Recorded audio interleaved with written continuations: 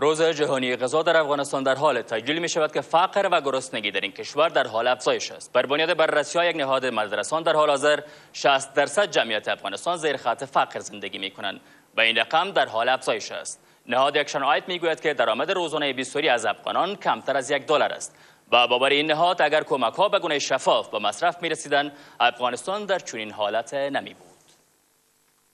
بر بنیاد یافته‌های نهاد اکشن‌اید 36% جمعیت افغانستان نمی‌توانند ابتدایی ترین ضرورت‌های خوراکیشان را فراهم سازند. این نهاد می‌گوید که نبود مسئولیت خوراکی مرگ میر مادران و کودکان را نیز در کشور افزایش داده است و آمار بیماری‌های گوناگون را بیشتر ساخته است.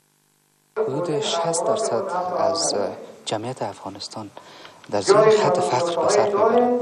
این را نشان میده که اینا با عاید اندکی که دارن، یعنی حدود کمتر از $1 در روز، نمیتونن که به ضرورت‌های اساسی زندگیشان دسترسی پیدا کنند. خانواده‌های فقیر در کابل بسیار دیده می‌شوند. بسیاری از این خانواده‌ها در فقر شدید به سر می‌برند.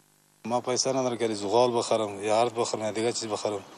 کاروبار نیست. هیچ کس که من کمک میکنه نه دیگه میکنه. فهمیدیم اینجا آمدیم از پاکستان اینجا افتیدیم در زیر خیمه. مونږ وګي دولت نغواړي مونږ ته ډوډۍ راکړي. گفته می شود جنگ‌های دوامدار در 3 دهه اخیر، مهاجرت، خشکسالی در شماری از ولایت‌ها و نبود زمینه‌های اشتغال سبب شدند تا هزاران خانواده افغان به مشکلات اقتصادی دچار شوند. این خانواده‌ها تلاش‌های اخیر دولت را در زمینه محو گرسنگی و کاریابی ناکافی می‌دانند. حبیب الله احمدی، طلوع نیوز، کابل. کمیسیون رسیدگی به شکایات